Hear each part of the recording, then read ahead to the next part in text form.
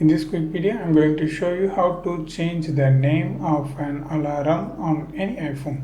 I'm going to show you the two ways to do this process.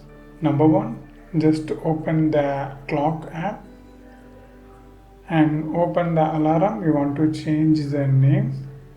For example, if I want to change this 8 a.m. alarm means, just open that. And here you can see the option label. Just touch that, and here you can change the name. Let's change this to YouTube time, just like that. Delete the alarm, then tap save. Now it's changed. Here you can see it's applicable for new alarm and also for already set alarm like this. Now second way, just ask Siri. Hey Siri, change the 8 a.m. alarm name as Daily Doubts. I renamed it to Daily Doubts.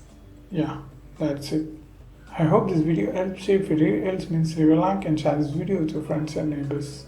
Thanks for watching.